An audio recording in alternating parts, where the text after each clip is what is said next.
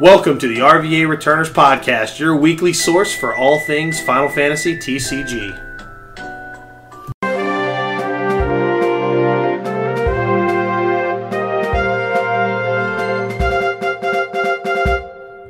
That's right, guys, you heard correct. This whole episode is nothing but news. Welcome to the RVA Returners Podcast. I'm your host, Chris Adams. With me, as always, is Adam Lane. Adam, say hi to everybody. What's up, everybody? Man, what a weekend. What a weekend. We just finished the World stream, just finished up maybe an hour ago. Boy, is there a lot to unpack.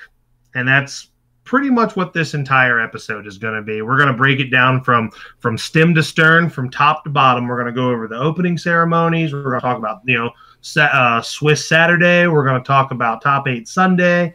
We're going to talk about the closing ceremony. And we've got a cool little kind of a piece of news on our end that we're real excited about. So that's kind of the breakdown today. So, Adam, let's just jump right into this amazing weekend that just took place. First of all, what did you think overall of the event? I thought it was great. Even from like a spectator's point, like we were just kind of like, sitting on the couch watching the event the whole time. We were able to have like a viewing party on Saturday. That was fun. Yeah, shout outs to Curtis and his family for hosting us and making that amazing meatloaf, by the way. Yeah, it was pretty good. And yeah, I mean, it was pretty awesome. Lots of high level games. Everybody at this event was, at an extremely high caliber.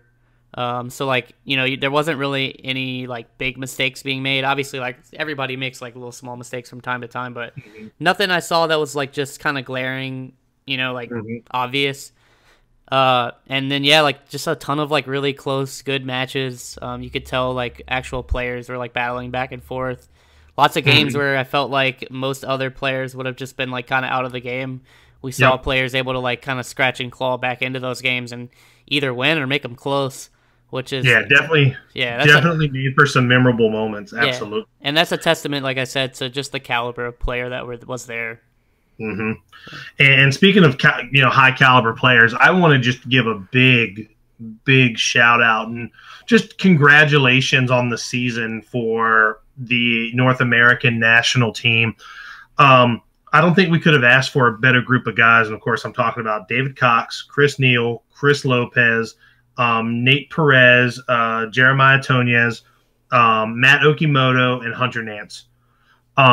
All of these guys just really kicked some ass this season and, really earned their spot on the Worlds team. And, I know for a lot of them, the cards didn't fall the way they would have liked and the way we would have liked for them. But don't let that discourage you. You guys are literally some of the top players in the top 33 to be exact, top players in the world. Yep. So you have nothing to be ashamed of. Everybody has a bad weekend of cards. But, you guys come home with your heads held high. You guys are, still some of the best, and we can't wait to see what you guys do next season. And also, this one specifically for Hunter Nance, great job this weekend. You making top 8, nobody from North America I don't even think even sniffed top 8 last year. And you came in and went X-1. Had a hell of a weekend of cards and was able to make top 8. Congratulations on that. The Ranch Master definitely, he was my pick to go deep, and he definitely did not disappoint. So, again, congratulations to you, and again, thank you guys for just being an amazing team and really, giving everybody a show over the course of the season. Yeah, I mean, it was an amazing event. Like I said, like just to make it there was pretty tough in and of itself. And that's an accomplishment no matter what happens. So, Absolutely. So we're just going to talk about it. So Friday they had a kind of an opening ceremony, and this was really cool because Joseph here, as most people know him, was kind of the master of ceremonies for this event. He kind of hosted the little thing they were doing Friday night. They had a kind of a player introduction, and then they messages from like Kageyama and some of the staff, and then they did this part was off camera, but they had like quizzes and drinks, kind of like a little player hobnob before the event, and it was really cool. I don't think they could have found a better personality to do it. Joe is just probably the biggest content creator for this game. Also super knowledgeable about the game and just a terrific human being and just a lot of charisma, a lot of personality. And I think things like this need that kind of I don't know. They need that kind of I can't think of the right word now, but they need somebody like that to really carry the load. Showmanship, maybe? Yeah, showmanship. Yeah, I thought it was really, really neat. I know we had kind of talked earlier. We would have maybe liked to have seen it done a little bit differently. I know you had mentioned maybe something like player cards for everybody that we can see on the viewer side. Yeah, I would have liked to have just like maybe run it a little bit longer. It was really short. And again, like a lot of things I'm going to say on this cast, like I hope nobody takes it the wrong way. Like these are just suggestions. I think the event itself and the stream was great.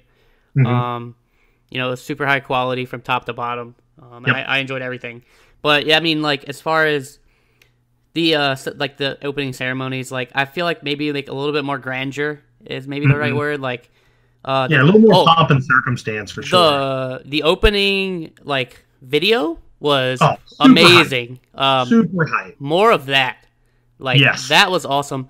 Maybe even like with the video, I'd like to see like somehow the players are incorporated into that video. That's what I was getting ready to say. Like have their faces, their names, something. Yeah, and like you said with the player cards, we had talked about that earlier.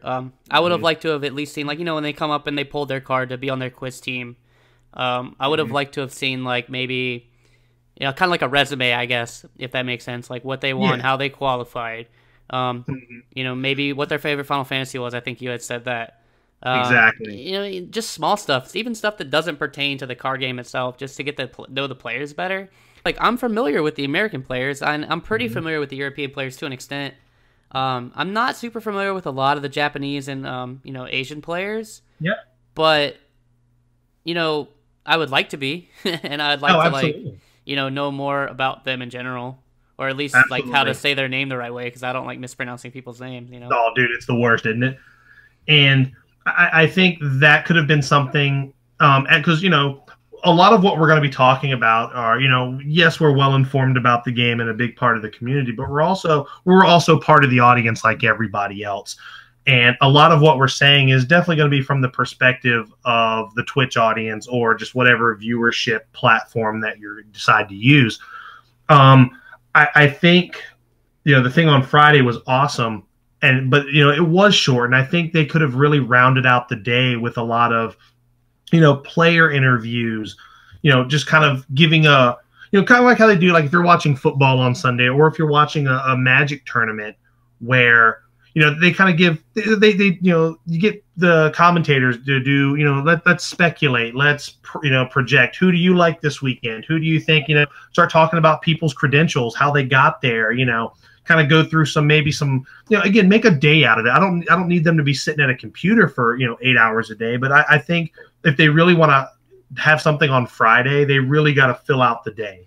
Yeah, I even think streaming the quiz would have been entertaining. Sure, absolutely. I think that would have been fun. Yeah, you'd have some like interaction with the Twitch chat, because obviously they want to answer the questions too.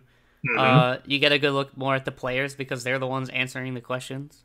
Yeah, and they're having a good time. It's a very candid, very natural kind of atmosphere. So, like, while I'm not saying that you would have gotten, like, everybody would have watched it, I think a fair amount of people would have watched the quiz segment. Yeah, because it was one of those things that, like, it came on, oh, wow, this is on, I better turn it on, and it was over before you knew it, you know?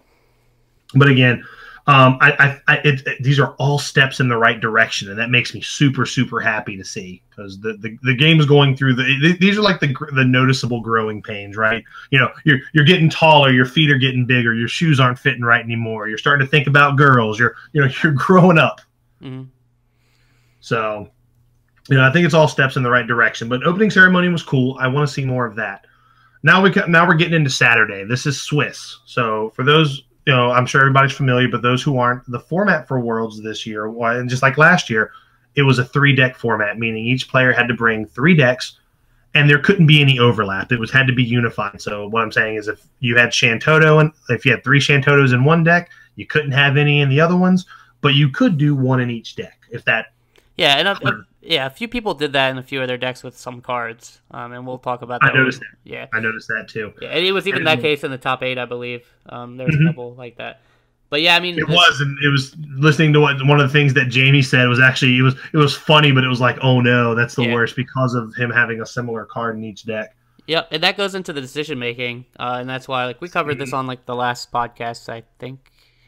But like a lot of things go into like your decisions for these decks, and it even makes you approach the matches differently, like because you have to queue up a deck, and yeah, and even deck building is much different. Like best of 3, like while you're gonna see like the same meta style decks, like the decisions behind the decks and even specific cards in the deck are gonna be different as opposed to say a 2-deck format or a best of 1 deck format, you know. Yep. So absolutely, and of course there were 5 rounds of Swiss going into a top 8 cut. Overall, I think Swiss was good. We had not only was Joe the master of ceremonies this past weekend, he was also him and Joshua Freeman Birch, JFB, were in the commentary booth. And I'm gonna go ahead and say it too. Those guys have fantastic chemistry. They bring a wealth of knowledge. I mean, because JFB is JFB. That's a household name. Yeah, both of them are great, and I didn't mean to like steal your thunder or anything, but oh no, go ahead, man, go ahead, because I think we're both in agreement on this, man. They were great. Yeah, I mean JFB is probably the best player that didn't qualify for Worlds, in my opinion, and that's not a knock on anyone. That's just I think that's how great of a player he is, and it's a tale of the tape for sure. I mean, you could tell he was probably going to be a great commentator if you read like any of his blog stuff. I mean, like it's pretty accessible for players of all like skill levels, I guess is the word I'm looking for. Yeah, he just does a really good job of breaking down certain cards and card choices and decision making, and like all that stuff goes into commentary. You have to be able to do all this stuff on the fly, and I think he did a great job. And then Joe obviously does a great job, like kind of kicking off him. And Joe's also very knowledgeable of the game too. So yeah, there was a lot of chemistry there, like back and forth, which is great, like for just no awkward silences and things like that. Absolutely. The only thing that was awkward throughout the day is we still had a lot of downtime. Now I know some of that was mitigated on certain rounds. Like I know we got to see Tim and RB go at it, have a match on stream, which was really fun to watch. But there were those long dead times of like an hour plus, and these rounds were 90 minutes long. Yes, some were 30, but some took what felt like almost the entire time, and then we'd be left with a lull. And that we don't want to beat that dead horse. That's kind of been a tale of the streams for the season. There's just been a lot of downtime, and they are coming up with ways to mitigate that some, especially if you look back at the beginning of the season to now. Yeah, and I'll say this: there was a few times where they did shift to other matches after a match had ended. It didn't seem like they were using like a dual setup. Maybe like that the players were kind of like, "Hey, we need more stuff on the stream. Can you pick up your board state and kind of bring it over here," kind of thing. Yeah, I agree. Because it wasn't like super instantaneous, and that's what kind of makes me believe that way. Other than that, like just that they did that was awesome. But there was quite a bit of downtime. I think some downtime was a bit misleading because they didn't really seem to warn about like lunch breaks. Like, hey, and this happened on Saturday and Sunday. Like, hey, we're going to be gone for like an hour and a half because they're going to eat their lunch and then we're going to come back. It was kind of just like break screen. Here's music and some did you know facts that we're going to just keep looping. And I'd like to see more of those slides, actually. I think that's a great idea to have those, but if you're watching for most of the time, like it's going to get really repetitive.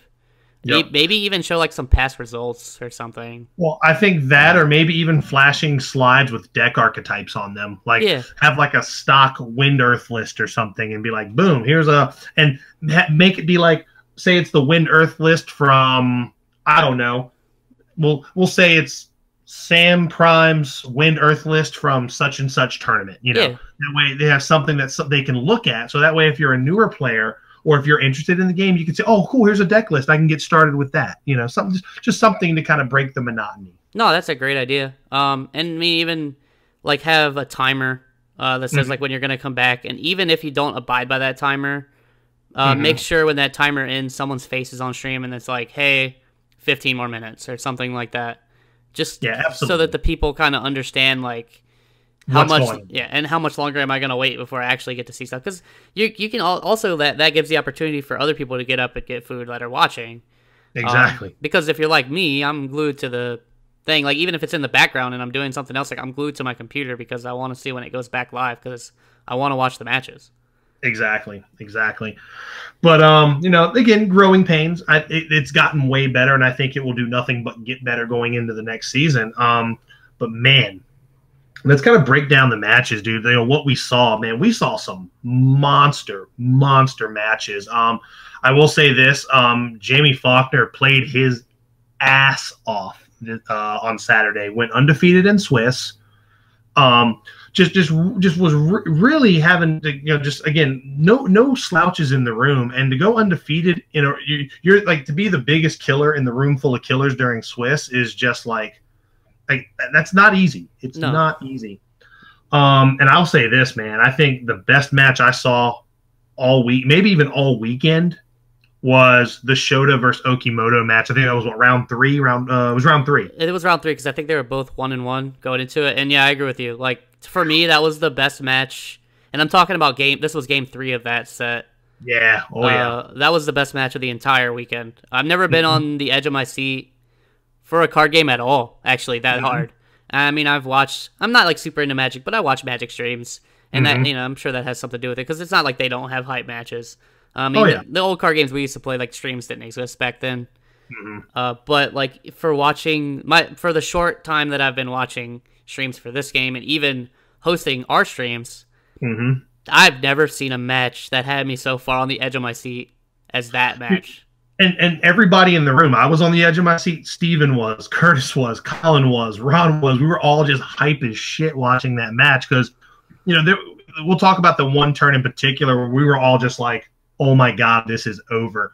When he drops like 15 or 18 CP worth of dudes, he ran the value train. It was like Vata, Bartz, and he played something else. And I think he threw Pain down there too. I don't remember, but geez, it was just like, oh my God. Yeah, it was. This game's over. Yeah, he went from like 0 forwards to 4 forwards. I think, if I remember the number correctly, he spent 18 CP that turn.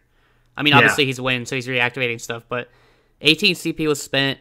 Okimoto had like 1 forward on the board, and he's ice. And typically, if you swarm ice like that, like, they're not going to win. And this kind of alludes back to what I said earlier about the caliber of play and players clawing back. I thought that match was over. As soon as that happened, I was like, this is done. I don't see how Oki's deck comes back from this.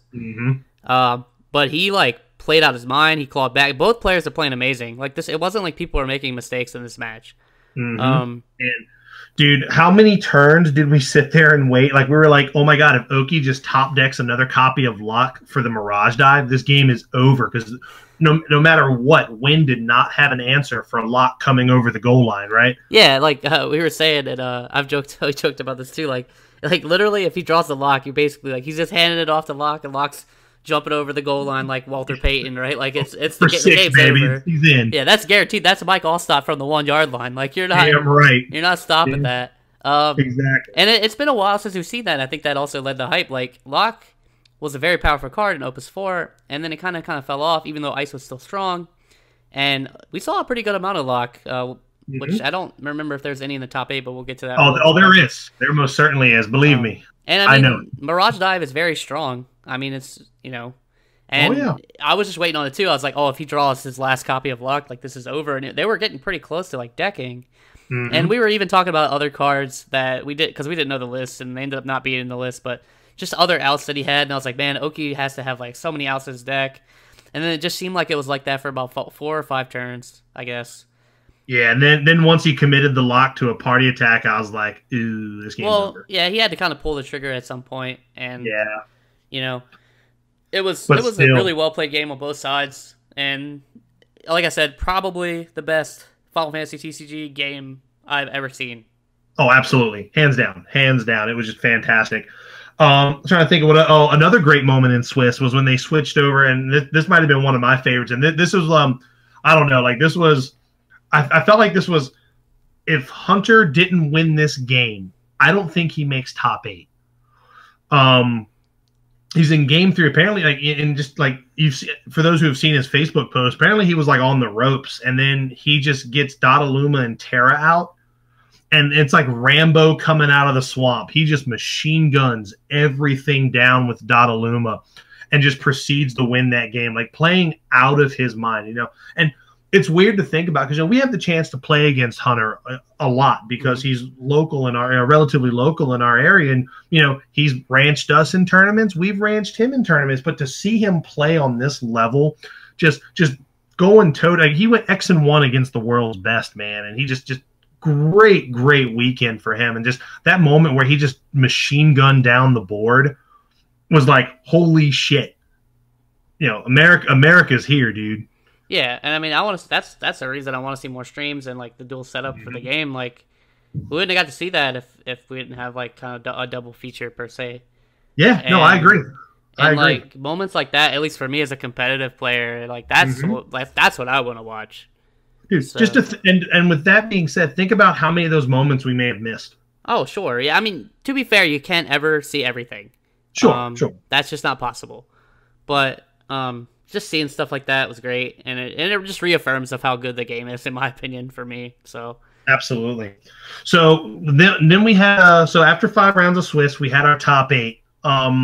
Adam, do you have that list up in front of you? The seeds 1 through 8 going to top 8. No, but I could pull it up. I've got it right here. So number 1 seed going into top 8 was Jamie Faulkner, who was undefeated. Number 2 was, it's all out of order, Taki Haragi. He was excellent. Everybody is X-1 until we get to number 8, if I'm not mistaken. Number 3 was the Ranch Master himself, Hunter Nance. Number 4 is Josh Go. Number 5 is Luis Barden Burnett. Number 6 was Alex Hancock's. Number 7 was Jason Z. Yeah. You said Grand Jason Gaming, I believe is. Yeah, he has a YouTube channel. People know him as that. Yep. And number 8, who was the only X2 that made it in, was the defending world champion Toby Henriette. Yep. So, and the fact that he did get a first round bye. Yep. So, and then I think it was perfect tiebreakers for that, and I think that was a big reason why he was the X2 that got in, which I have no issue with, by the way. No, not at all. He earned it. He yeah, definitely earned it. I mean, you win Worlds and you get an auto invite in a first round bye. I think that's pretty fair. Yep. So. Yep, absolutely. And also he showed that because I don't think people, at least over here, saw his name really pop up in any events, and didn't matter. He's still a hell of a player. Oh yeah. He's a world champion for a reason. So that was Sunday leading into top 8, and once again, it's super early for us. We're up at like 5 a.m. watching this thing, but we kicked things off with Jamie Faulkner, who just was obliterating people yesterday against the defending world champion. So either my man's going to defend the strap, or there's going to be a new sheriff in town, and it was actually a really fun match to watch. Jamie, again, still playing out of his mind, had an excellent match against Toby and was able to take it. Just real smart play across the board. Toby's decks were very interesting, which we'll get to when we break down the decks. And it was a lot of fun to watch. Adam, I don't know if you had any takeaways from that match in particular. Not anything super important, I guess. There was the first game where Toby obviously didn't have a good hand. He had to go turn 1 Zemus. Yep. And he kind of pumped the brakes a little bit when he decided to kind of slow the game down and play backups when he was ahead. Mm-hmm. And I think he probably should have just put his foot on his throat. Yep. Because that ended up kind of coming back, and then Orphan came down, and his Zemus was never able to be used again. Yep. And then eventually died, and then kind of Jamie just did what he'd been doing the whole weekend, which was kind of take the game over and kind of steamroll. Absolutely. But again, like, that's just a small decision-making thing, and I understand, like, you don't want to play that game, right? Like, the best players, I think, don't want to play games like that where, like, if they get punished, they just lose kind of thing. Yeah. And, I mean, but he had kind of already committed to that, in my opinion, and me as a player, if I'm already committed to that game plan, I probably would just keep going. But he's a world champion. He knows what he's doing. Mm-hmm. Even if he did the lines that I thought, he might have still lost. Who knows? Yeah, no, for sure. So, I'm like I think you said, I'm just armchair quarterbacking. Like, it's no knock on him at all. It's just a line that I saw that would, I think, have changed the course of the game. But, Yep. he decided to go slow, and I felt like Jamie punished him for it. So. Yep. And then game 2 was a lot more of the same, because we saw Donaluma with all his prickly friends out, and that's a really, really hard thing to get over.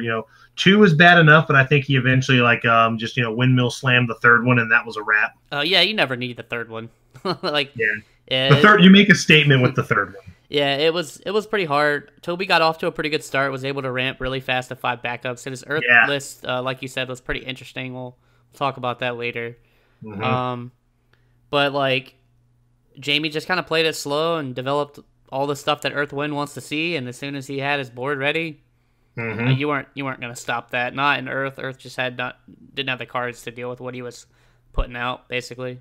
Yep, agreed. And then so then going to top 4, the match we had on stream, Hunter's journey unfortunately ended in top 8 because he lost to Alex Hancox, who went on to play in the top 4 stream. Apparently it was a clean 2-0. Like Hunter maybe just stumbled a little bit in the beginning due to some bad draws, and then Alex just saw all of the answers. Game 2 apparently it was a mono water Fasoya mirror. Yeah, Hunter got ranced from what I understand, pretty hard.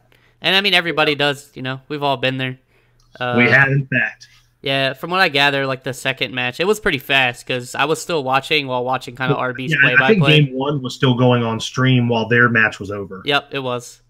So, yeah, I mean, obviously, he didn't really see the cards he needed to see, and I think in the second game, I think he had mentioned that he kind of got blown out when he Halicarnassus a board of 2 Vikings. Oof. So Hunter wasn't able to draw, and I think even if you go back and watch the stream, Alex mentions that on stream. Yeah, that was pretty brutal. And then so then we get to top 4, and it's Haragi versus Alex, and I think Haragi had some very interesting decks. He led off with Gull Wings, and he had a really hard board to deal with, but he hit 2 Cognazos on damage. But once Alex got the 3rd one and was able to play it on a board, he kept getting those knights, man. Those 9K knights were just a lot to get over, and we're able to apply a lot of pressure.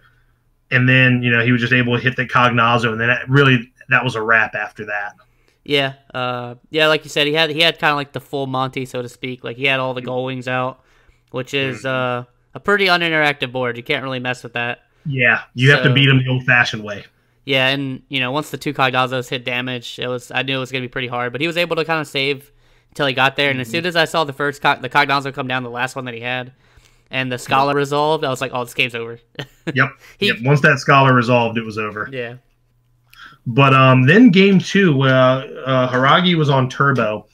So I'm gonna preface that with this. We saw a lot of the decks we saw, and the decks we're gonna go over were pretty much what we expected them to be. A lot of mono water, a lot of wind water, a lot of wind earth. We saw some mono fire in there, a lot of tempo ice, a lot of mono wind, mono lightning. So we saw a lot of what we considered the usual suspects. One thing we did not see a lot of, or at all on stream until this moment, was Turbo Ice. Yeah, like we hadn't seen Turbo. It was kind of weird because the bans don't take effect until next Saturday. Yep. So I thought like most people were just gonna bring it, but that didn't really happen. I know, speaking for myself, if I had qualified, I would have brought the deck 100%. Sure. But it seemed like it wasn't really the popular opinion, and maybe people thought because of the 3-deck format it would be too easy to target it. I'm not sure what the thought process was. You might have to ask somebody that was actually there. But this was the first time on stream that we saw it, and I mean, his was a little strange, and I guess we'll get deeper into his deck list. But it was still Turbo at core, Absolutely, and this match had a lot of haymaker plays, man. Like, and the kind of the final couple sequences where it was like, he had to play through all these Dotalumas with Turbo. Which once Dotaluma gets down with the Cactars and stuff, it's hard. It is really, really hard. But he was able to power through that stuff, and then he drops a Sid Allstain, taking out what I believe was either the 2nd or the 3rd Dotaluma. I mean, just right off the top rope, super, super clean sequencing and play. And you were like, "Oh man, this is it. This is over. He can't stop this."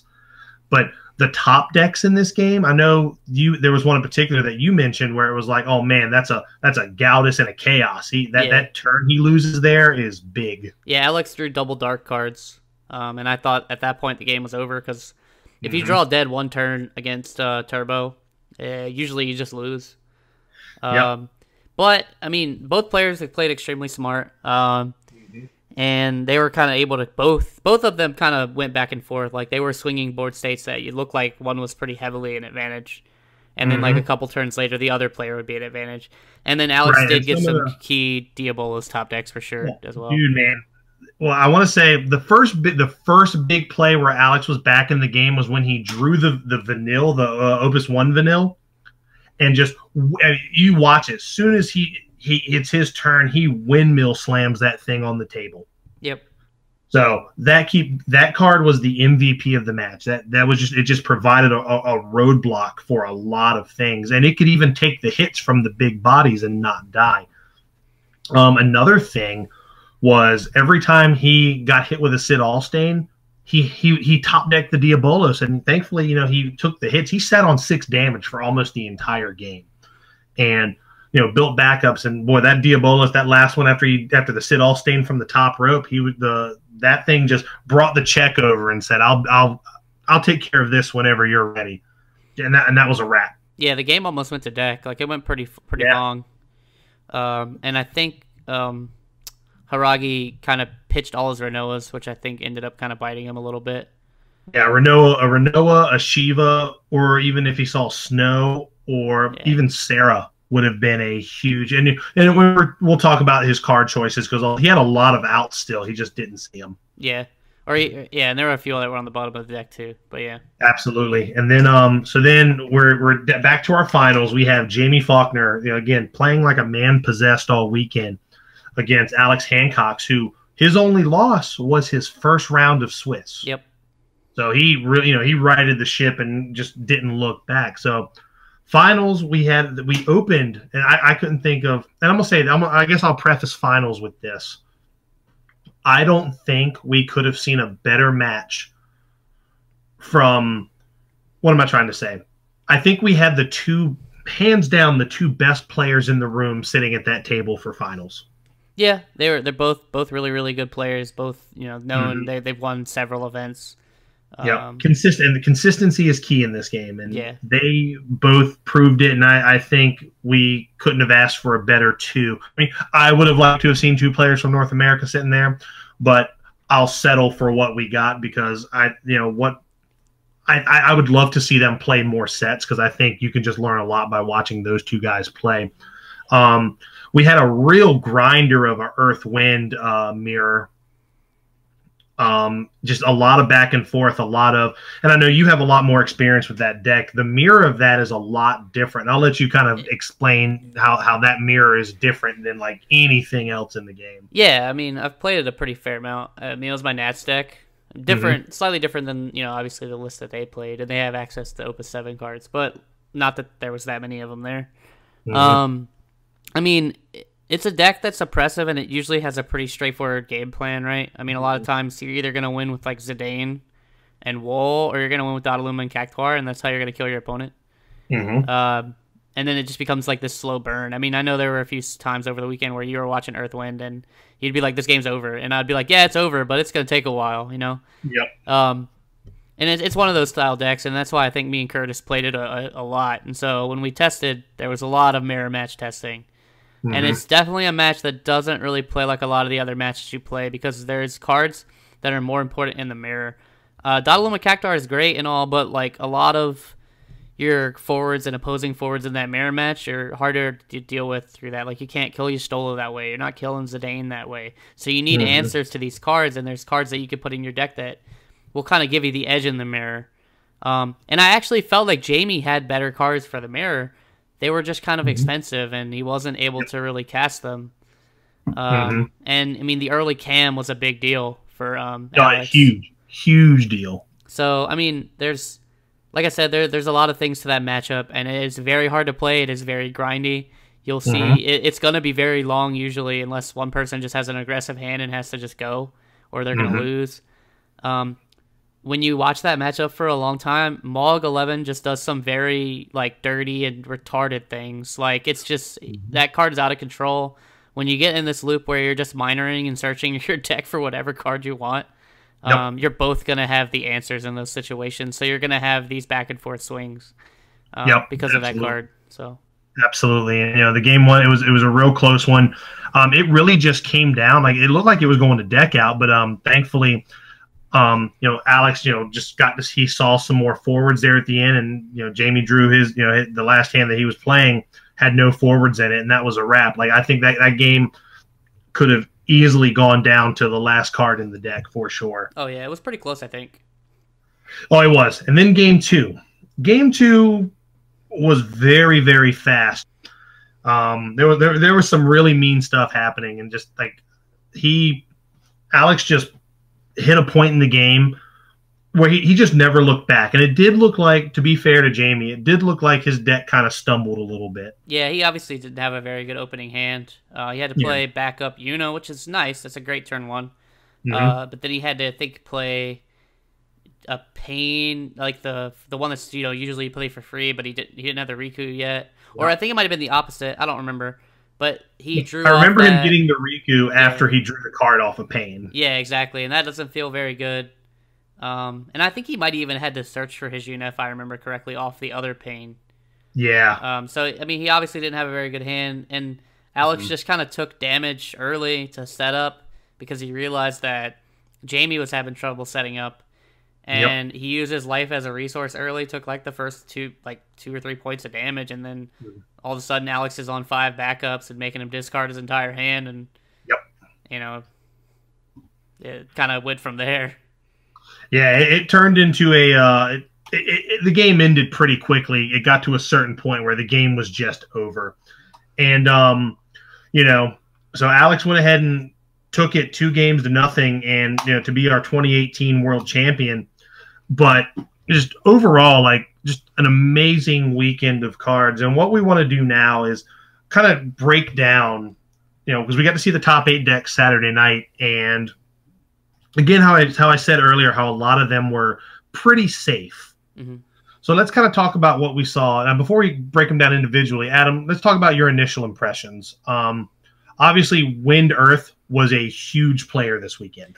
Yeah, I definitely didn't think it was going to be... Like, I knew it was going to be there, but I didn't think it was going to be there as much as it was, because I thought... I definitely thought more people were going to bring Turbo, and I thought people were going to lean more toward Mono Wind, which kind of then... It's hard for you to run Mono Wind and Wind Earth. But Wind Earth did work. I think if I had to pick, like, what deck affected this event more than any other deck, I'd probably say Wind Earth. No, I can definitely see that. Now, as far as, what we saw over the weekend, and I guess how do we want to do this? Do we want to break down the decks first, or talk about, Opus 7 in general at this event? Because obviously this was the first officially sanctioned Square Opus 7 event, and could potentially be the only one depending on the dates of things. Right. And I had a list of all the cards, but when we were recording the first time, my computer crashed. We can talk about, like, the big 5. Oh, right, yeah. Well, really, let's just say there was a package and then another card, to be honest. Yes. So Yuri was the most played Opus 7 card by a lot. Yeah. I think there was 18 to 20 copies, somewhere in there, of that card across the decks. And this is just in top 8. Yep. That's a lot. The next closest one was his Searcher. At I believe like 12-ish, and then right behind that was Noctis. I think he had 11. He had one less than the Searcher, and I think after that it was Trilinka. Yeah, and I didn't really see a lot of like decks that were catered to Noctis. It was mostly just like Noctis being shoved into an Earth deck or Noctis and Earth Wind kind of thing. Yeah, because the big thing with the Earth Wind, a lot of them were using that because you can play the whole game using Dodaluma Cactar. And then if they start to pressure you, you drop Noctis, and all of a sudden you've got Noctis where you can pop your Cactars and put yourself at 5-6 points of damage. Noctis becomes extremely dangerous the longer he's out. Like, I was actually having this conversation earlier today. Noctis may have dethroned Sabin as my favorite card in the game because he is just so dangerous at all points in the game. But as like the game gets later, and if you have Noctis and you get to 6 points of damage, oh man, like you better have an answer or you're losing your board. Yeah, it's party time, right? Basically, it's party time, exactly. Yeah, I mean he's a great card. And then to round out the top 5 was just the other. There was Chilinka and the Alhanalim, the tree. We just call him the tree. So the Yuri package and Noctis were the most impactful Opus 7 cards. I think after that, there was just a few other scattered things. Like Vada was obviously popular because Wind Earth, or not Wind Earth, but Mono Wind was a thing. Yep, Sid Previa you saw in most of the Mono Lightning decks. Yeah, Sid Previa I think was in just about every Mono Lightning deck. Yep, I think as a full 3 of, mind you. Yeah, a lot of times when he was run, he was a 3 of, and that was definitely a thing that I said. I thought I would only run him as a 1, but the more that I've played against it, even locally, and the more that I've seen it, I think that card's 100% a 3 of. It's just card's great. What it does is insane, and once you see it go off like a few games in a row and you realize how consistent it is, that card's amazing. Another card that we saw a lot of was Gaudus. Yep. That card's extremely good also. We did see a lot of Halicarnassus as well. If they had a water deck, Halicarnassus was in the deck in some number. Usually as a 1 of. The one that surprised me the most as far as like count that I remember before I lost my stuff was Opus 7 Ramu. I think that there was like 8 copies of that card across the decks. And another thing that made me happy was, speaking of Lightning cards, a lot of the Mono Lightning decks were running the Opus 7 Ramza. Yeah, I think there were 3 copies of him if I remember correctly. And this is just top 8, mind you. So. So it could be more across, the scope of the rest of because another thing too, because you can take some of that into account because Okimoto and Jamie Fogbear, I think we're running the exact same decks. I know they had the same lineup. I don't know if it was card for card, but it was very similar. Yep, absolutely. I'll say this, like before we go into the decks themselves, the card that not from Opus 7 that I saw a pretty good amount of that kind of excited me was Leo. Absolutely. He was in a few decks, and it's a card that I've like always liked, but I've struggled to find room for him or find the right deck for him, outside of just jamming him in something that's like 3 or 4 colors. But to play to his strengths, I saw a few decks that were actually playing to that card's strengths, and that excites me because it makes me want to play those decks. So I think that's a card that has nothing but upside. I know we had been a little harsh on him, like he didn't live because he didn't live up to the hype, right? Like let's be honest, he didn't. And I think it was also like there were clear just decks that were really good, and now that Turbo's on its way out, it opens up deck building a lot again, which gives that card a lot of access to a lot of things. So I agree. So what we'll do is let's go ahead and start breaking them down. We'll for those, we're going by the order of lists that are on the Final Fantasy TCG Europe page. So as you're listening to this, if you want to kind of follow along and look at them too, we're going to start with the number 7 seed going into top 8, and that was Jason Z. Yep. So first we have the win list, correct? Yep, that's what I'm looking at. His mono win deck. And it looks like. No, go ahead. I was gonna say it's pretty standard. Very stock. Yeah, Yuri Chelenko, like if you're familiar with that list at this point, which I mean, beginning of Opus 7, this is kind of the deck that the set tells you to play, basically. I mean, he's got a few interesting card choices, right? Legend Balthier is definitely one of them. You have no idea how happy that makes me to see. Running Alexander and No Hope is a little interesting. He's probably worried about Cactuars and such there, I would assume. Oh, sure. No, which I personally run in my mono win deck. I think it's amazing. White Mage, which a lot of people kind of took out of their decks, actually. Like, it was pretty popular at Nets. I saw it in a lot of places. And then in a lot of these more recent mono win lists and Earth win lists, like, you don't see that card at all. And I saw, I think, 2 or 3 people get blown out by it absolutely. on stream. So it's still a very real card. It still will blow out, like, it blows recursion plays, like, out of the water. Yep, absolutely. A card you saw a lot of, I know a card I think every time I looked at the TV on stream was Archer. People were cavalried up.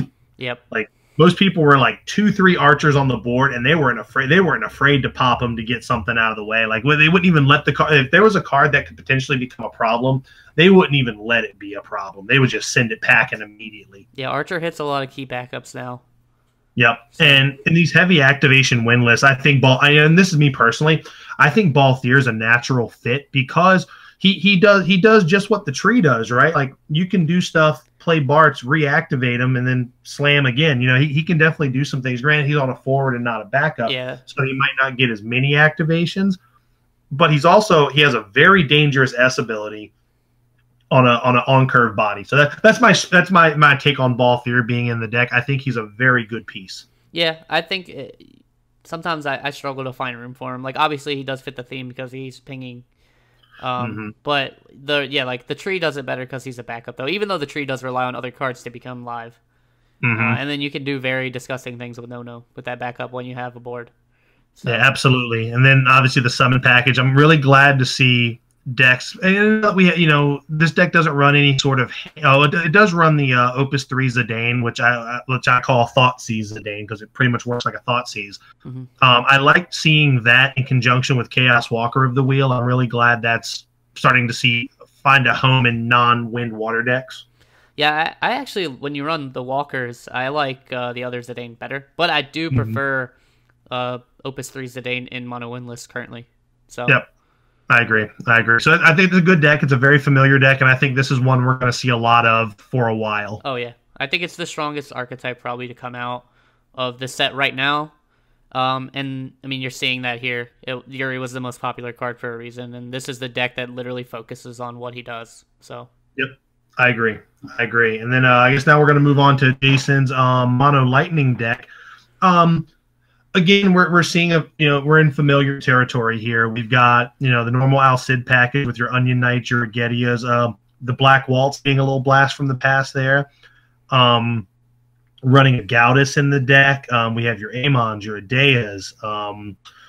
Let's see, we have a Nidhogg going on in here. That's an interesting piece of tech there. Yeah, it's a little ballsy to me. I feel like in decks that don't have a lot of draw power, when you better win off of them. And I mean he's a very good card. He costs 9 for a reason. But you also have cards like Astenian, right? And things that are going to win you the game. Of course. Yeah. I was going to say he does have the Opus 7 Ramu as a one-of, and then Gaudus as well, which were cards that we talked about. So.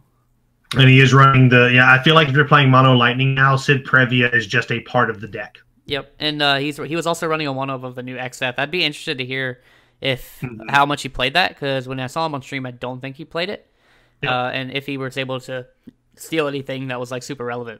So and what's really great here is we mentioned Cid Previa. Look at the great targets he has. Like ideally, you on turn 1 you want to probably drop, Red Mage and maybe that Scholar if you got it. Then turn 2 you pick something whatever for Cid Previa. Then you can get Lulu, Gramis, Clan Gully, King of Burmecia. Now you have all of these cards that do something and you're getting it for free.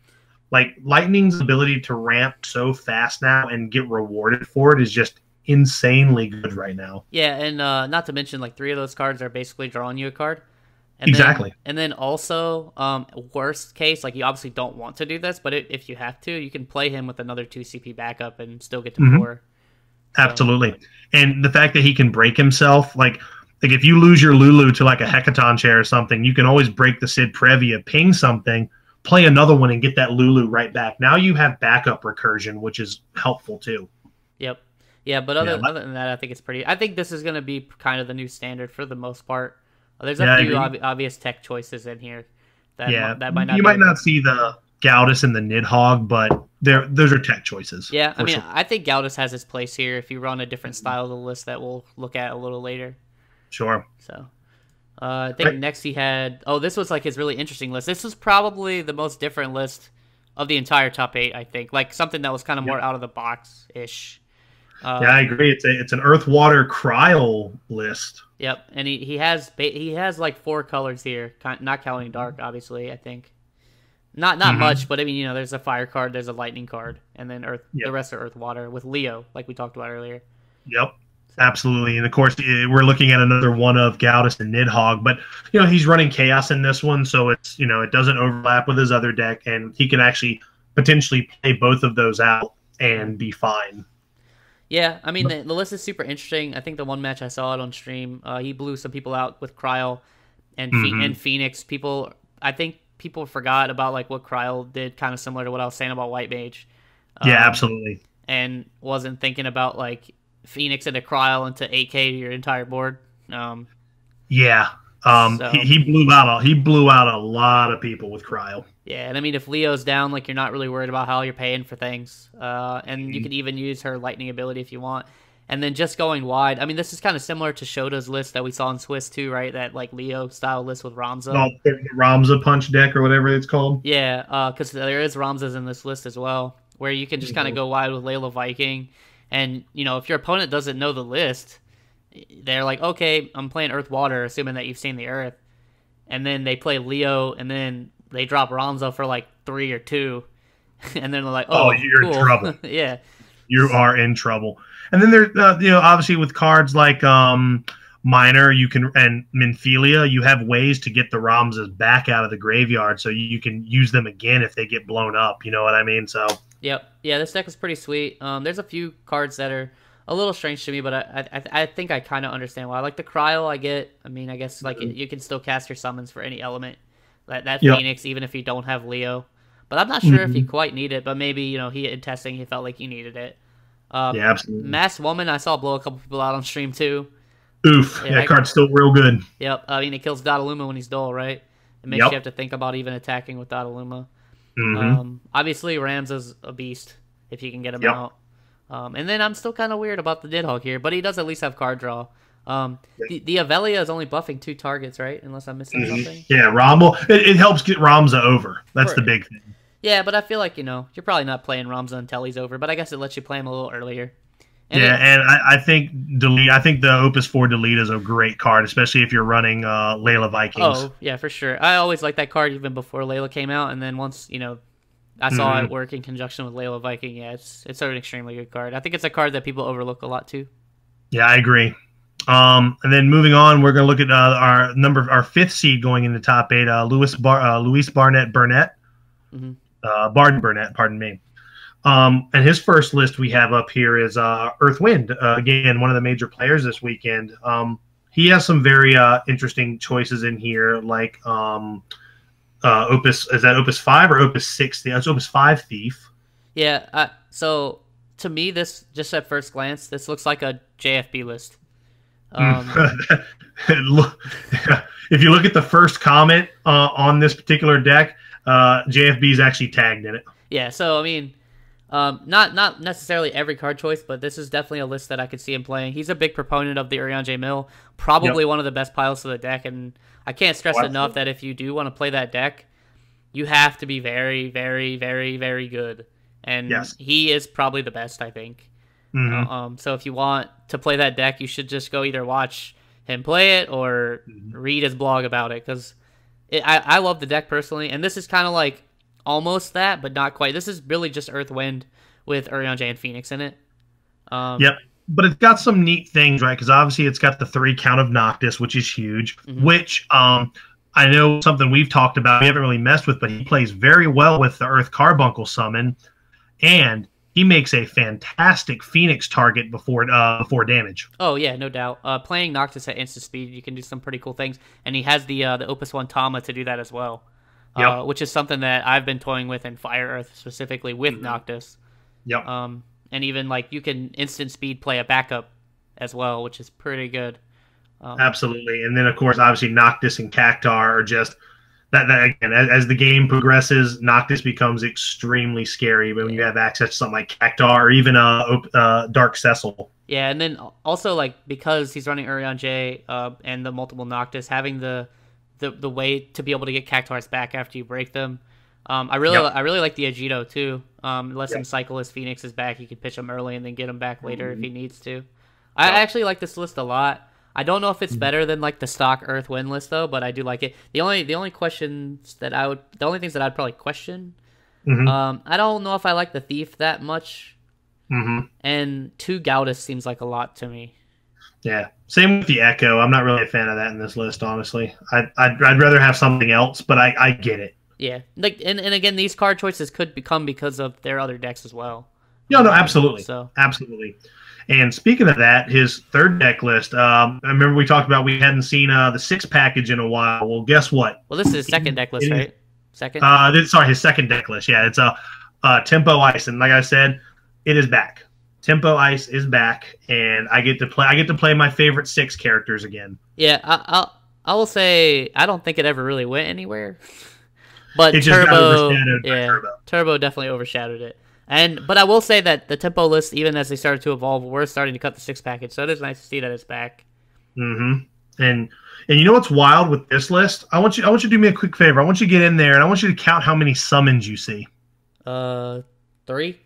Yep. There's just 3 Glacias in this deck. Everything else is just forwards, flans, and backups. Yeah, I mean, so ice forwards, right, have a ton of good ETBs usually, so you can they are your summons. Yeah, you can use them a little bit like summons.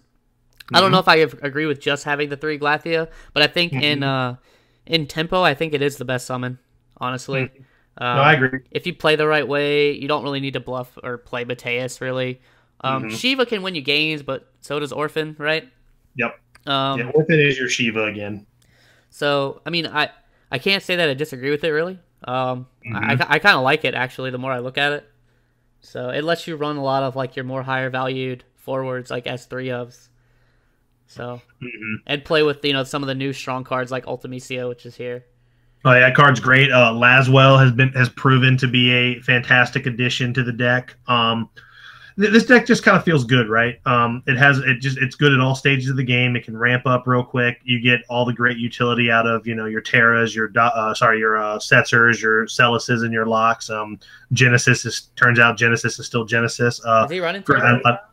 No, there's no Terra in there. I was looking at Celis and I said Terra. Okay, I got you. Yeah. And then, you know, obviously Renoa for all the cheeky things you can do with Orphan, with Ultimecia. Just a really solid deck across the board. And I think, you know, this is kind of a good stock like template for what you can expect to see. And there's actually a lot of this in top 8. Yeah, no, I like this list specifically a lot, actually. My only complaint maybe would be I'd want a 3rd Celis. Yeah, I agree with that. Other than that, but I guess if you're running Edwards, you know, you're not really using Celis for Runic, I suppose. Yeah. Other than that, I like it. I guess no Mog 13-2, right? That's a little weird, but other than that, I like it a lot. Yeah, absolutely. Again, this is kind of a flavor to taste thing. And then his last list is Wind Water. Wind Water looks like YRP. So we're getting a lot of these value win cards. You know, we're using Bart's. We're using again. This has Yuri Trilinka. This has that package in there that that has become quite familiar over the weekend. No Searcher though. Does not run the Searcher. Yeah, I would consider this more like a Yuri Windwater, but like sure. the YRP is there, but it's like that YRP light, right? Where you're just running the free pain, you're running the summon reduction Yuna, and you're playing starters, and starter Valifor, right? Yep.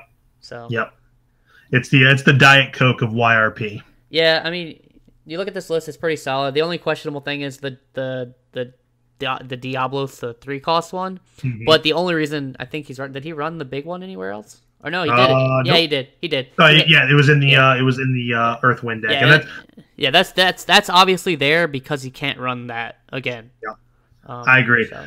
And I'm glad you mentioned it like that too, because if you look at all of these decks, you can look at these pieces like that's a good deck, and you could easily like take pieces from one deck, put it in this one. Take pieces from one, put it in this one. You know what I mean? Like you have the ability to kind of mix to take those 3 decks. If 2 of them were similar, you can put those pieces into one and make one really just ass beater of a deck. Yeah, for sure. And I guess the one card I want to talk about, at least on this list, is the Cecil, the new starter Cecil. Man. That card is just a beater. Yeah, I mean, that came into play in the match that we talked about earlier with Okimoto. Yep. He just couldn't get over that card. That's the card that kind of brick-walled him.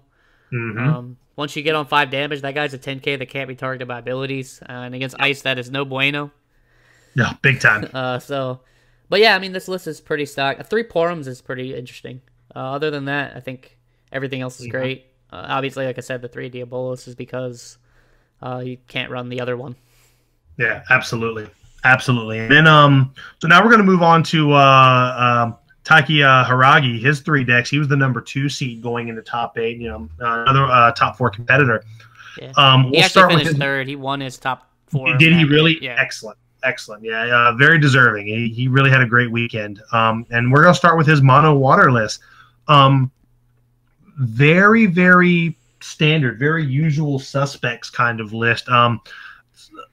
What is he running here? He's got, the Summon Reduction Yuna, Opus 7, Leviathan, which we're seeing a lot of now in Mono Water. Bataran got a lot of play this weekend, too. Yeah. Well, Japan loves that card. I always think it's a good card, but at the end, when I start making my water decks, he's usually the first thing that gets cut. But he also ran another Water Wind deck, which could have some, things on why he picked certain cards. I think that and the Steiner are the two big outliers for me, and not that they're bad or anything, but those are like the two cards that are obviously not in a lot of other stock lists. And it's not like Steiner. I see Steiner from time to time in lists like this. So yeah, and he's a good card. And I think one thing I know we talked about yesterday. Kind of, I think when you start to see Steiner come back into mono water decks, do we maybe start to see Beatrix pop back in, maybe in some number, be it just a 1 of or a 2 of? Yeah, could definitely see that. Absolutely, and that, like you said, that's the lead into the next deck. He had a Windwater YRP. Now this is YRP. This is just straight Gold Wings. This is cherry Coke. This has got all the extra sugar in it. Yeah, I mean, this is Gold Wings. Like, this is what a Gold Wings deck would be. Again, like, it's definitely a pretty strange deck, at least if you're coming from like our meta, I guess. And I say our meta, I mean kind of like America in general. You don't really see this version a lot. You usually see the Earthwind version. I mean, he must really like Battleron, because there's the third copy there as a 1 of in this deck. You got like another card that Japan loves that we don't see very much is Opus 5 Leviathan. I think Bismarck is a great card that seems to get cut a lot, but in here where you're trying to, like, the only way to beat your fours is through battle, like, why would you not play that card, right? Same thing with the Opus 5 Diablos, where you're reducing something's power. I think that's great again when you have the Gold Wings, and like you said, the only way you can beat them is in combat, really, when they're all out. Yeah, and it's the same area of effect. Right, and it's the same with like that Asura, right? And I mean, the only time I saw him lose on stream with this deck was to a double Cognazo, so it obviously did its job. The third one in the deck. Yeah, and I mean, from what I heard, like other players saying, like this deck was scary for them to face because they weren't really prepared for it. No, I can imagine, because like you said, it's a very uninteractive. When your board set up, especially if you had like those 3 and then Opus 6 Zidane, man, that's hard. That's a really hard board to mess with. I mean, look at the forwards in the deck, right? You got Riku, Pain, who are going to become untargetable when you play them both. You got Yuna, who if both of them are out, she's untargetable. And then like she also like cheats in one of the other ones. And then you got Zidane, who's untargetable by abilities, and you got Y'shtola, who doesn't take damage from summons and abilities. Like, yeah, they're all of them have built-in evasion, and they're just really hard to deal with. And then if you have an answer to deal with them, Y'shtola just takes it off the table pretty much. Yeah, I mean, it's pretty cool. I mean, he even has Ico to search out the Zidane, which is pretty exactly neat. So. Just really, really smart deck, and that's something I'd like to mess with. And now his last deck, this was the one we mentioned. This was the only turbo in top 8, and it was it's a pretty standard list minus a couple things. The big ones being he's got 3 Ysael, 2 Snow, and 2 Sarah. Yeah, the Ysael, 3 Ysael seems like a lot to me, but I get it. He's definitely trying to play like a slightly slower game. He's on 11 backups, I think, if I remember correctly. And let's see. Most 3, 6, 7, 8, 9, 10, 11. Yeah, he's got the 3 Ysael, the 3 Kazuza, the 3 Jill, the rare Jill to stop Fasoya, and then 2 Snow, the Opus 7 Snow. Yeah, so that's a little bit more typically than most turbo lists run. Not by much, like 2. Absolutely. He's running full Monty of the DGS, like 3 of each. Every time I watched him play Sarah, I actually really liked it. Yeah, Sarah was actually a huge part of getting the deck over. Yeah, and it makes me like realize like why he played the Snow, but he never got to get the Snow down every time I saw him play. Yeah. So which I think might have just been once, but yeah, I mean, it's definitely a slower version of the deck, but still pretty potent. And it's turbo doing turbo things, right? Pretty much, pretty self-explanatory. And then I guess moving right along here, we're starting to see not the overlap, but now we're starting to see where a lot of these archetypes are starting to mirror ones we've just seen, and it shows how safe this tournament actually was. The number 4 seed was Josh Guh. We're going to start with his mono lightning list, which, again, let's take a look here. He's got a lot of the stuff that we've already talked about. He's running 2 Sid Previa, which, he might change off of that. He is running 3 Opus 7 Ramu, 1 Opus 7 Ramza, the full play set of Yuri, and he's running New Garland. Yeah, so there's a couple other cards, too, that I'll just touch on really quickly.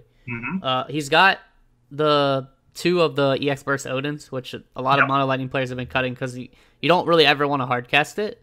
And you don't really want to, like, you don't want dead cards in your deck a lot of times as a mono lightning player now. But it's still, if it comes off the top, like, it's probably going to win you a game. He has the 6 CP Kane, Yep. That's super interesting. You don't see that card like ever. Mm-hmm. He's only running one Estinian, and one, and then he's got one Kenny Burmese, and he has the other Estinian, the rare. Yeah, I noticed that. He's also running the Luis Suave with the Sid Previa, which I like a lot. The more that I've seen it, because it really lets you pitch to play a backup, to play another backup, to then search for another backup. So you get this turn one play with Sid, instead of like what we were saying, where you pitch three, one of them being Luis Suave to Sid, you bring Luis Suave into play, and then you go get Alphino, and you just pitch 3 cards basically to play 3 backups. Yeah, which is really good. It's super aggressively fast, and that's awesome. Yeah, and it's an aggressive ramp too. So like you're not gonna you're not gonna kill yourself on resources later. Most everything else is the Zalbag, obviously, and then he has the Night Searcher for the Ramza and the Zalbag as well, and Garland as well. Yeah, and Garland. Yeah, Garland is a Knight. That's true. Yep, Garland puts up a nice wall, and I do like how he's kind of adopted the fact that I feel like, and I legitimately feel this way. If you're playing a mono deck that isn't water, why not put Yuri in? Yeah, yeah, really, water's like the big one because of like Fasoya, right? Exactly. Yeah, but I promise you, if Fasoya wasn't a card, water would 100% be running Yuri. Yeah, I mean, even Ice to an extent. I think I'd rather play a Galdus. But other than that, yeah, like you could probably run both. You could run probably one Galdus, one Yuri, mono Ice, and absolutely, totally just fine. Play whichever one you want. Yeah, Yuri's absurd. Exactly, and obviously the top 8 showed, the whole weekend showed that, because he was the top Opus 7 card. Yep. So seeing on the mono train, we have another mono water deck. Looks pretty standard again, nothing that we haven't already seen. Big difference here. He's running the good Titus from Opus 7, which I think is good because it allows you to bounce your Batarons, it allows you to bounce your Merlewebs, it allows you to bounce your Cloud of Darkness, another way to bounce your Cognazzo potentially if you don't have Scholar. It's expensive, but yeah. I think, just to touch on this really quick, because I don't think this one's pretty stock other than those things that you mentioned. Like Titus, like the water backups typically have a problem with, like, once they're out, they don't do anything, right? That's like a water theme. You have to pick your backups very carefully because of that. But with that Titus, if you can make room for him in your deck, it lets you replay them and get a second, value out of them, technically, Absolutely. Summons are a little light, though. All I see are 3 Poo-Poo and 3 Poo-Poo and 3 Fanfrit. Yeah, no Choo-Choo Lane with the Yuna is a little strange, I guess. For sure. But well, maybe, I can see it. Maybe he's just looking for the oh no, I'm sorry, Choo-Choo Lane is in there. I see. It's hard looking at these sideways. Choo-Choo Lane is in there. Oh yeah, it's up top. I see it too. Yeah, so that makes total sense. Yeah. Yeah, I don't know how he's nestled. I don't know how I missed his fat ass between Waka and Merleweb. Yeah. All right, and in his third deck, we have yet another Wind Earth deck. Yep. Pretty standard. There's a few cards, obviously. The big one being Vanille. I'd say the big one for not being standard. Yeah, I mean, Vanille's an important for it. A lot of people are playing and abusing her. But, I mean, I think that was something you saw even in the US Nets. And it was something that I had in my deck testing for a long time. I just preferred the other package when I got into Nets. The new Ranger is there. Interesting. Which, if you pay Wind and Earth, it breaks a monster 2 or less. So, well, yeah, when it comes into play, I think that's one of those cards that you call a Mirror Buster. It also taps, I think, for like 1,000 damage or 2,000 damage, and it can target your own Dodaluma. Yep. So, it's a pretty cool mirror card. Yep. And also, too, with outside of Minfilia, when your Cactars are gone, they're gone. So having something that can destroy them is really, really powerful. Yep, exactly. Then everything else is stocked, except for he's still playing Shadow Lord. I think a lot of other people have taken it out for Galdus. Sure. Which is still fair, considering that, Turbo could have potentially been running around. He's running, typical stuff. Again, here we see Noctis again in Wind Earth for the exact same reasons. He combos very well with Cecil. He plays very well with Cactar. He doesn't have any of the instant speed tricks like the Tama or, the Phoenix, but Cecil and Cactar are enough to make him a threat when you need him to be a threat. Yep. All right. So we are moving right along here. Now we have Toby. This is where things get wacky. Yeah, Toby's lists were a little strange for me. But I see a lot of his, like, where he's coming with a decent amount of Swiss. It's not like the cards that he picked were bad. There's just not stuff that you see a lot. And his mono waterless, which is the first one, isn't that far off, to be honest. Like, he loves the starter Garnet and the Poo-Poo play, which is good. It's a play that he's not, other people are doing that too. And then the Refia, a lot of people aren't really playing Refia right now. But again, well, and I think Refia is just great. A, it's great in the mirror, and B, it's great against Fasolia decks, because you have that one extra that could be helpful, and the ability to bump something back, man, that could just be a blowout. Yeah, as long as you're set up. Usually, it's kind of like, oh, I'm already so far ahead that I can do this to you every turn, kind of thing. But yeah, I mean, other than that, everything else is kind of stock. I guess like 3 Steiners and the Ico. Yep. Yeah, he definitely wants to see Steiner, it looks like. And he's running New Oracle, which I think is a fantastic card. Oh, yeah. I honestly, at this point, I've kind of considered that maybe almost a staple. It's that good. So. But also, I guess it makes sense, too, because he's running he's got 2 Refia in there. He's only running 1 Waka. Yeah, that's another strange thing. That's something you don't really ever see is 1 Waka. 2 maybe, but most people run 3. Well, I look at it like this. Ever since the Cauldron Cup, when we questioned Colin Rupert's number of why he only had 1 Cloud of Darkness, because he only owns 1, I'm going to think that maybe either A, he did it on purpose, or B, he left the house with only 1 Waka and said, fuck it, I'm going with it. Maybe. It's possible. And that would be wild. So now we're getting into juicy territory. This is like the old Starburst commercial where the garage fills up with water and fruit. Now here we are. Look at his mono lightning list. This thing is I like this list a lot, and it's pretty similar to something that Curtis has been playing, right? Yeah, I actually like this list an awful lot. There's a few things that I don't like, but I like Azul right now a lot.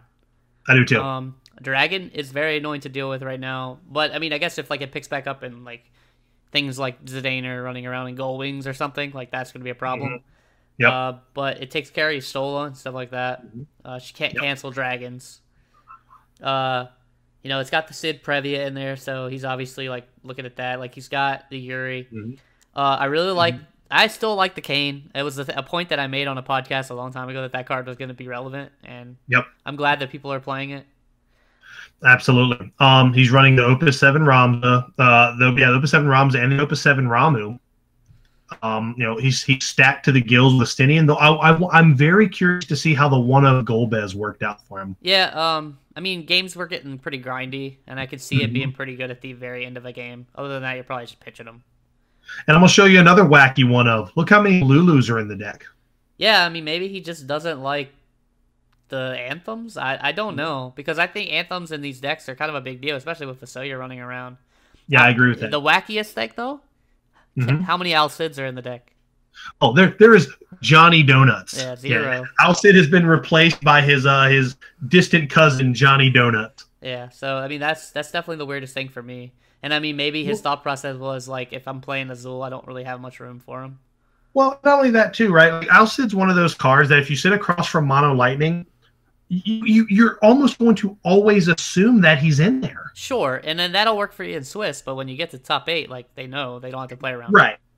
So maybe that was just like a solidifier. I'm gonna get the top 8 off of this, and I see that. But thankfully, the deck is good enough without it that he didn't just fold up. Yeah, I think I still couldn't run one without it. No, I hear that. Yeah. I definitely hear that. All right, so his third list, also super, super cheeky. He had a mono Earth list, the only mono Earth list, the only mono Earth list in top 8, potentially the only mono Earth list at the tournament. Yep. It was neat to watch it play, even though like it ran up against probably the worst thing it could run up against. But let's take a look at this thing. He's got the full set of Evokers, couple Shantotos. He's got the full set of Miners. He's running the Kolka. He's got Prish in here. He's running Leo, forward Raubon. He's got that's the Waff Searcher. Yep, he's got the Waff Searcher, and he's got he's got Epitaph, the Crystal Chronicle Searcher. Yep, and he's also got the Earth Forward Searcher as well. Yeah, and Mog Mobius. So he definitely has a very durable deck. He's running Noctis in here as well, which this is a deck where you're not really doing any tricks with Noctis. You're just sitting him there, and with Ingus and Wall out, he can be a huge threat. Yeah. And then the combos obviously are like Zazat and Leo. Yep. And then using Raubon as like a piece of removal that doesn't die. Yeah, especially like you said, when you have Inacross and Ingus out, Raubon just becomes a one-sided. Yeah, he's absolutely great. Using Prish is another one that when great against like the Famfrit decks when they kill her, you just slam the other one into play. Yeah, I feel like the weird thing that's off to me about this deck is just like it feels like a lot of cards that you would just see as like tech cards, but like they're all trying to cohesively exist as a deck. If that makes sense. Right, but here's the big thing. This one, count the summons in this deck and tell me which one it is. It's just 3 of the backup destruction Hecaton chair, right? That is it. That is it. Yeah. So he's not really like his only interaction is through his forwards. Yeah. I mean, it's an interesting deck, and I can see the combos and like how they work. And I mean, Mono Earth, like you're not seeing it a whole lot yet. It could still be good. And the only ones that are weird for like I don't know if like you need to run Leo and Zazat because Zazat seems like the only reason to really run Leo in this list. Well, other than him being a big body that costs you next to nothing. Sure, yeah, that's also true. Prish seems a little bit tacked on to me. Yeah, I agree with that. He does run the Asmodee over Cecil, which I mean, we heard on stream Alex talking about why Asmodee is relevant. Yeah, I mean in mono, right? Like he's gonna kill anything dull, and be like 1K smaller. Yep. And if you've got Ingus and Inacross out, he's fine. Yep. So yeah, really neat deck. And that was Toby. So now we're moving on to the Ranch Master himself, the number 3 seed, Hunter Nan. So now we're taking a look at decks that they're going to be very familiar to us, like as far as the way they look. And we've seen him play some of these before. Not the Mono Wind, because that's a very new deck. But he's got some different choices in his. He's running Arc. He's running Adele. Yeah, I mean, Layak is definitely not something you see in a lot of them. Yep. He's chosen the Opus 7 Zidane or 6 Zidane over Opus 3. Yep. And he's running 1 Oracle backup. I really still like Oracle. I just always struggle to find room for it. He's only running 1 Vada. Which honestly, like the more I think about it, I don't know if you need 3 Vada. I do think the card's insane. Yeah. But I think he's fine. I think he's a good 2-of. I think he's a good 2-of, 1 or 2. Because he kind of sets off those value turns, right? Yeah, and then Hunter's also playing backup Maria. Yep. Which is he wants his guys to be bigger, which is fine in the mirror because, when you have a Yuri that's only 8K as opposed to his Yuri that's now going to be 10K with Arc out. Yep. And also running Arc allows him to, especially if he's got all his backups and he's reactivating stuff, he can actually take advantage of Arc's second ability to make his guys unblockable. Sure, yep. Yeah. Arc is definitely the one that's forgotten about when you talk about those buffers. Yeah, I agree. And now we're going to move on to his mono water list. Again, we're not reinventing the wheel here. His list is very, very straightforward. 3 Fasolias, Halicarnassus, but he's back in the old school. Like no Steiners here. He's just running. Yeah, just good. Yeah, this is basically the list that I would probably run. He's just running Moogles over Poo-Poos, which is like, at best, if you want to make that argument, like super negligent. Like and I mean he's running 1 Poo-Poo and 2 Moogles. Yeah, I mean there's arguments to both, and it's very small the difference in them. Yeah, because this is just a solid archetype and a very solid deck. Like Mono Water is the kind of deck that you can just kind of flavor to taste and not lose its consistency, or it's just impact turns. Yep. All right, and his last deck is his. This is kind of his baby. This is the one that, honestly, when I think of Hunter Nance, this is the deck I think of him playing, his Ice Earth deck. Flan Control, right?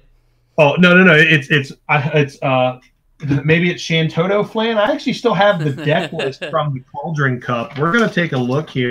We're gonna look at what he named it here. Nope, not Eagleton Ron. Because I've got all of them, and I'm not gonna move on until I find it. Let's see, that's Kevin Hunter. Ice Earth Flan Midrange. Flan Midrange. I was close. Yep.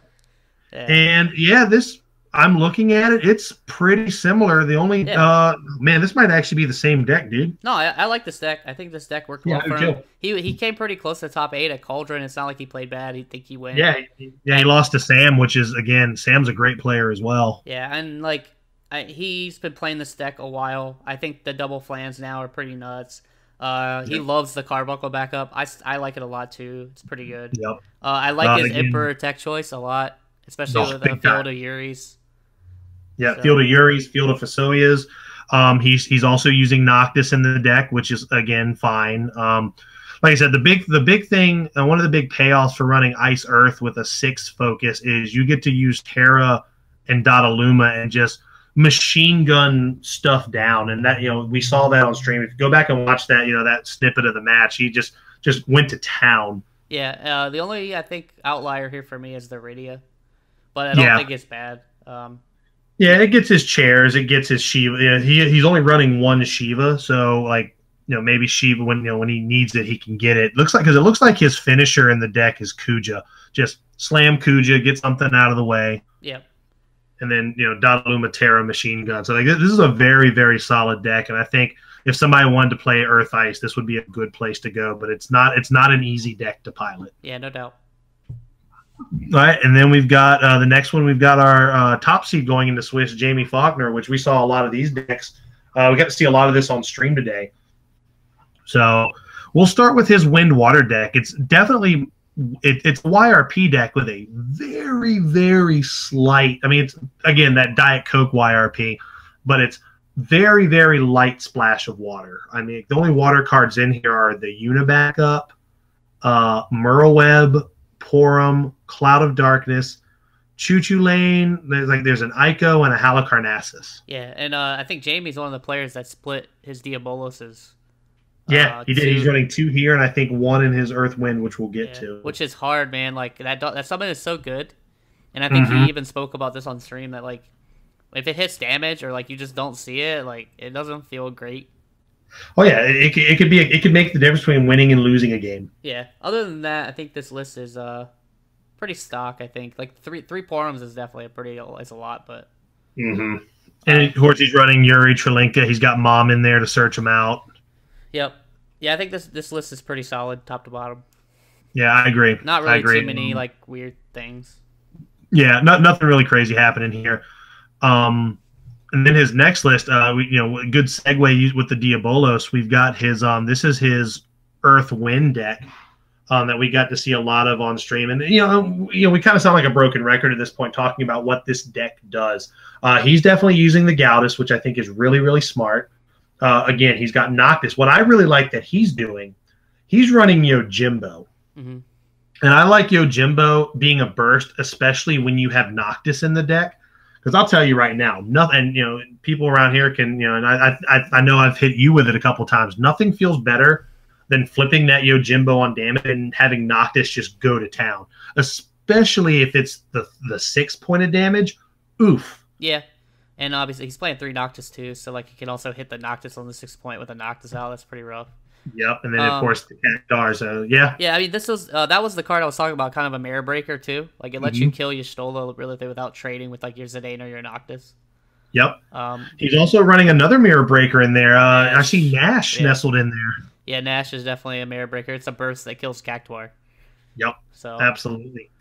I'm trying to think what. Okay, so I know earlier we talked about something where he had made a goof in one of his. I want to say it was in his top 8 match. There's either his top 8 or his top 4 match, where he has 1 Barbarisha in this deck and 1 Barbarisha in the Wind Water deck. So when they went to pick the decks, he saw Barbarisha in the front and thought it was this one. Yeah, but it was actually his Wind Water deck. Yep, that was in the first round of top 8. I think he said that on stream.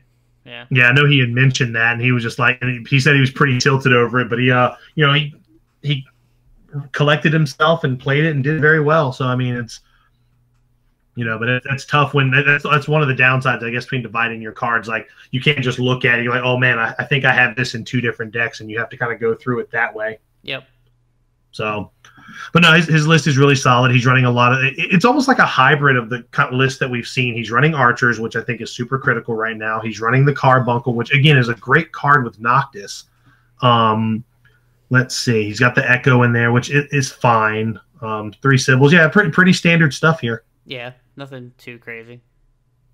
Yep. And then his third list, again, we're back on the 6 train. Here's another Tempo Ice list.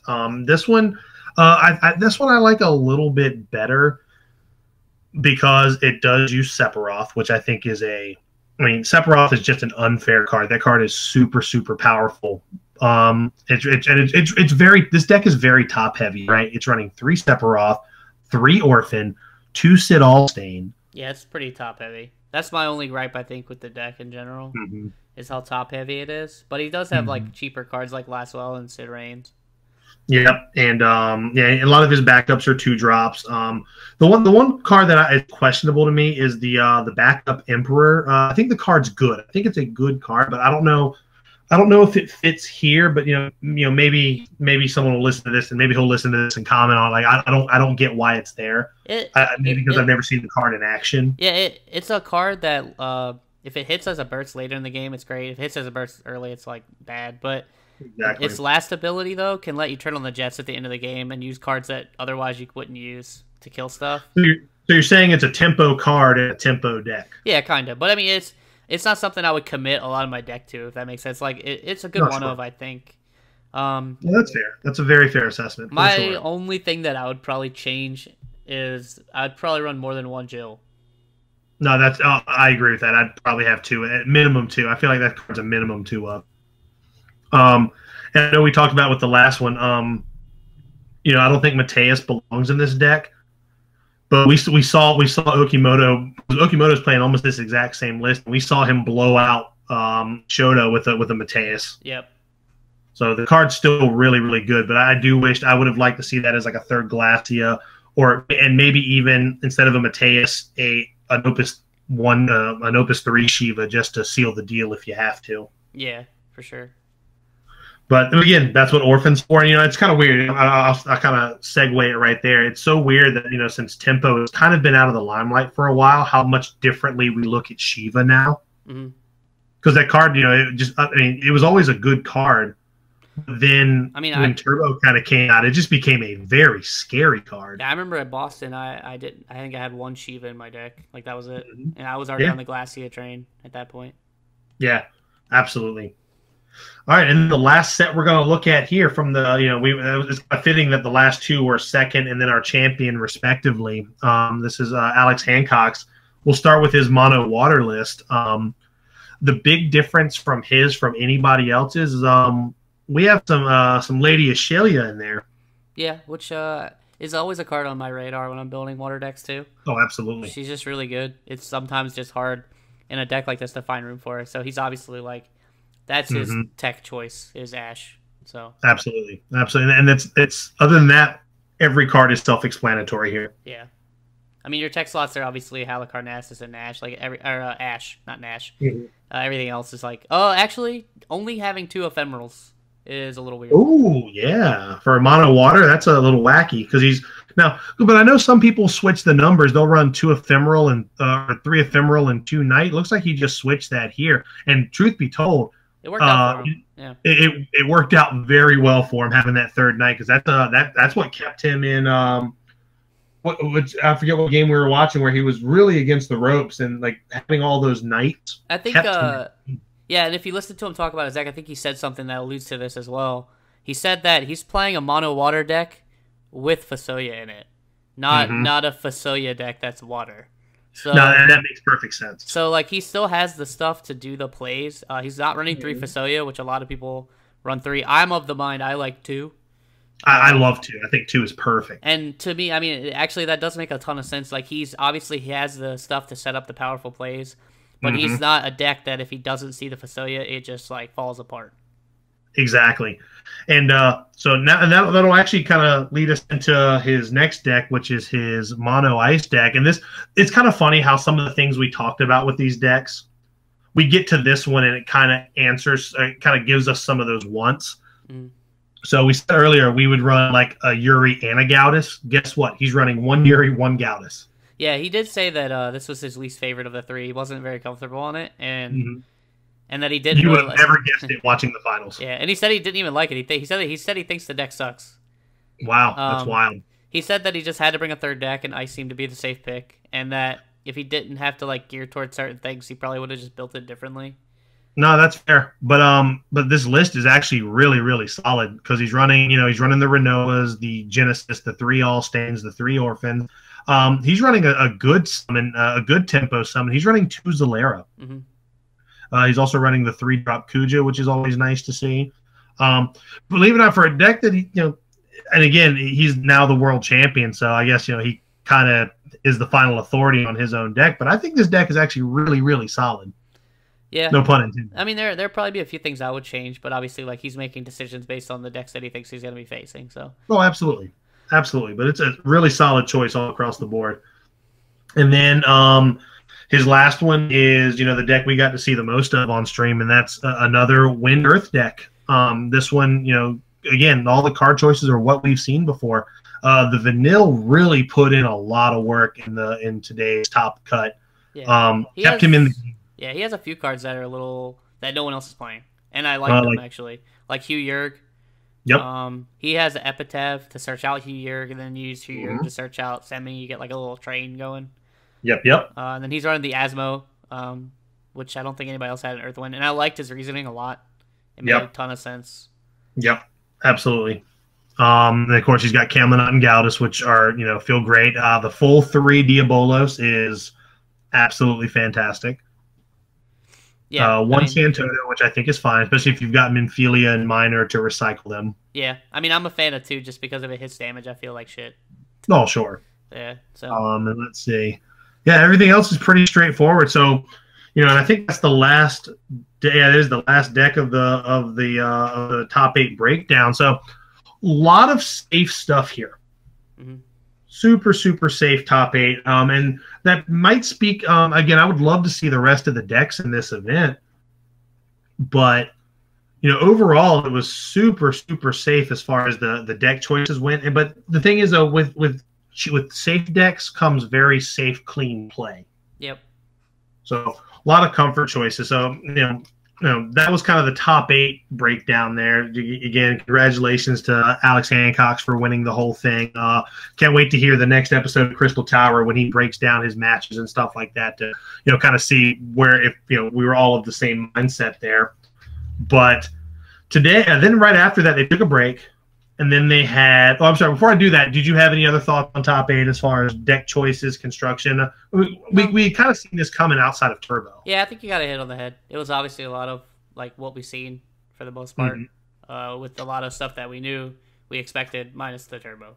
So yeah, absolutely. But overall, it was a great event. Loved every second of it. And then they took a little break, and then they finished with a closing ceremony, which was kind of nice, where. They presented trophies. I missed the first part of it because I was what was I doing? I don't remember. I was in the shower. And I know some people talked, and then I came in. I picked it back up right when Jamie Faulkner got his trophy, and he had real heartfelt words that he said, really nice. Just very gracious. And then Alex getting up, giving his speech. Kageyama saying his 4 things. Mm-hmm. But also they throughout the weekend and also here at the end, they had a couple reveals. Nothing crazy, but they revealed some art that are probably going to be on some cards coming up. A Marsh, from Legends. What's her name?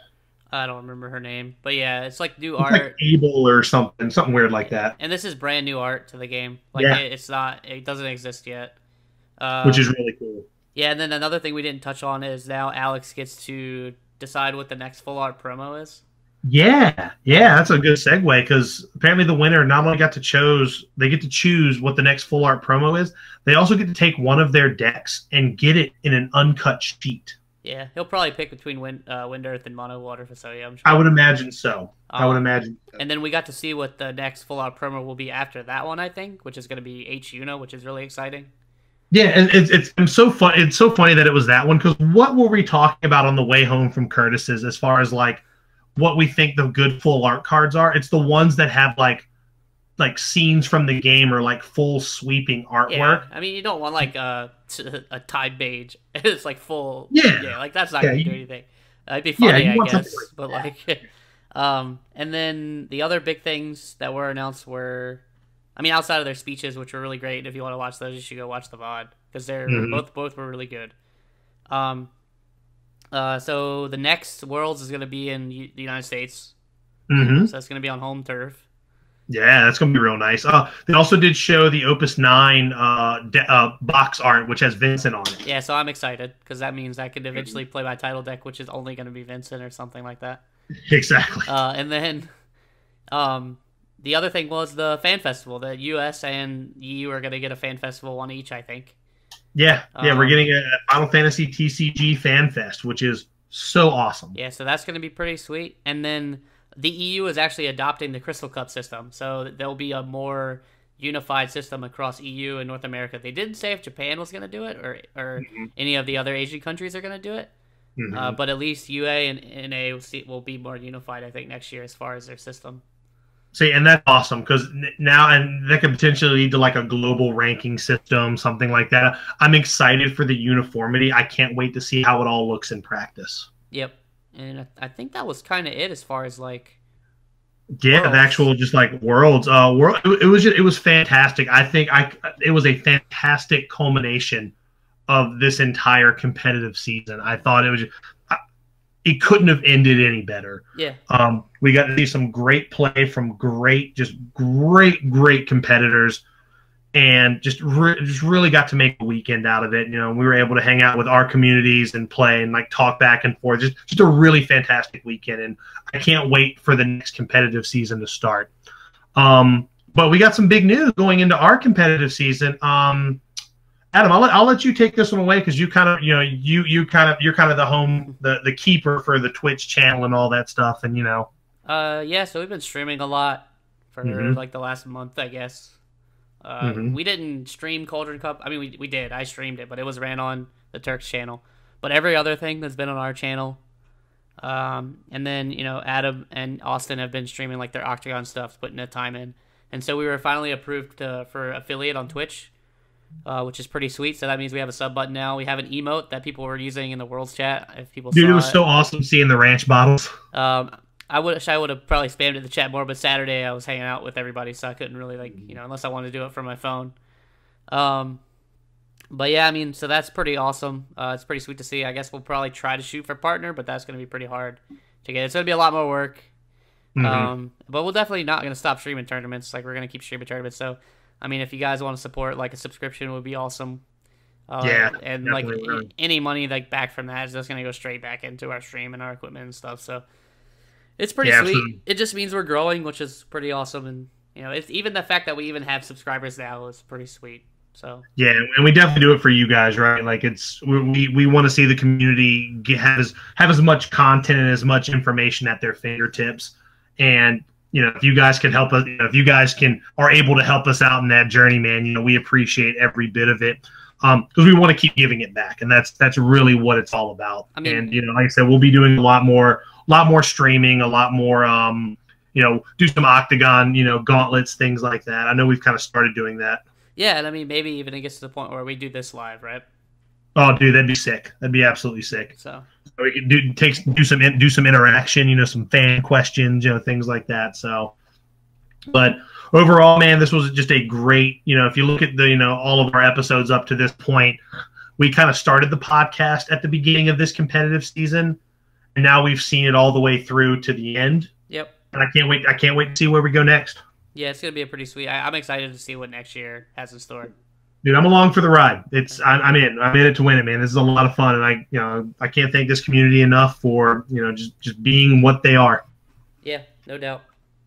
But with that being said, I know we've rambled on a little bit, but just a lot to unpack there. Great weekend. I urge everybody to go back, watch the videos watch the stream from this past weekend. Look at those top 8 deck lists, man. This is what we're going to be seeing a lot more of coming up here for Opus 7. So with that being said, I need to get some food. I am starving. Yep, I hear that. So we'll sign off with that. Yep, see you later. Hey everybody, thanks for listening once again to the RVA Returners podcast. If you like this content and you want to hear more, check us out on YouTube at RVA Returners, and make sure you follow us on SoundCloud and check us out on Google Play and iTunes.